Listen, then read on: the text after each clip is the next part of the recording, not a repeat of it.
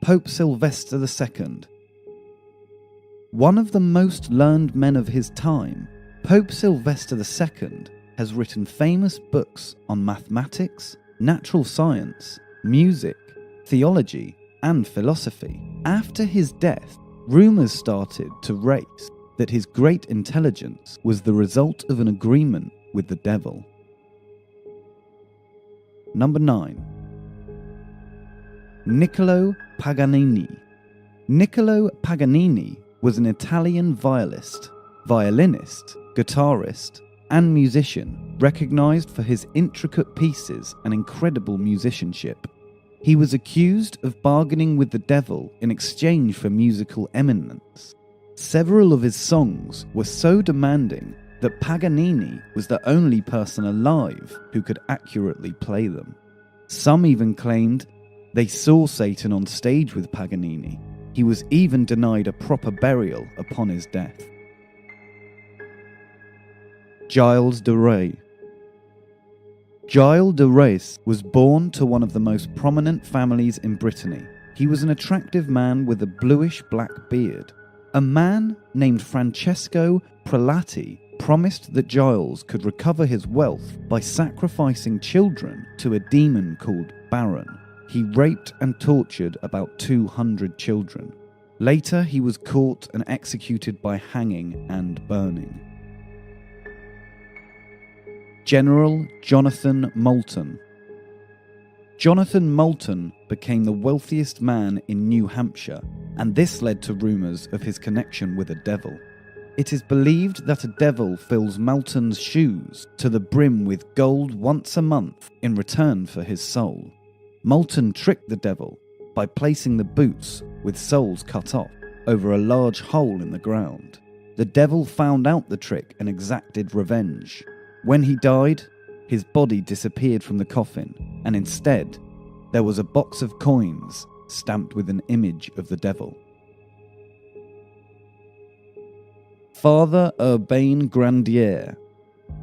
A French Catholic priest, Father Urbain Grandier worked as a priest in the Church of Sainte Croix in Loudun, in the Roman Catholic Diocese of Poitiers. He was burned at stake after being condemned of witchcraft. In 1632, a group of nuns accused him of having bewitched them, sending demon Asmodai to perform evil and impudent acts. After torturing the priest, he produced a document signed by several demons and also Satan himself. Giuseppe Tartini. In 1713, one night a dark figure visited Giuseppe Tartini in a dream. The devil offered help to this Italian violinist in return for his soul. Tartini agreed, and the devil played the most beautiful song. He tried to recreate the song, and the result was the Devil's Trill Sonata, which is one of the most complex pieces of violin music ever written. Cornelius Agrippa. Cornelius Agrippa was a magician, occult writer, theologian, astrologer, and alchemist. Agrippa was also a leader in feminist rights and often supported women accused of witchcraft. He was designated as a heretic and sentenced to death, but he escaped. On the way home, he fell sick and died. Rumours flowed about his having signed demons after his death. Robert Johnson. Robert Johnson was the greatest guitarist of his time. According to the tale, Johnson met a devil who granted him mastery over the guitar. Before his death, at age 27, he had produced 6 famous records. He had a most controversial death.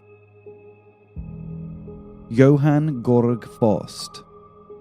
An itinerant alchemist, astromancer, and magician of the German Renaissance, Dr. Johann Georg Forst's life became the basis of the famous tale of Dr. Forst from the 1580s, notably climaxing in Marlowe's The Tragical History of Dr. Forst, 1604, and Goethe's Forst, 1808. He made a deal with Satan for 24 years' pleasures in return for his soul.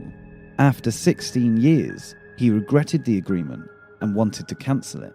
Unfortunately, the devil murdered him.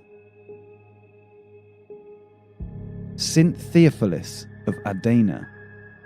In order to gain an ecclesiastical position, Saint Theophilus of Adana made a deal with the devil. Satan demanded that Theophilus had to renounce Christ and the Virgin Mary in a contract signed with his own blood to become the bishop. After many years, Theophilus begged forgiveness from the Virgin Mary. He got a message that God had forgiven him. He confessed all his sins to another bishop who burned the devil's contract.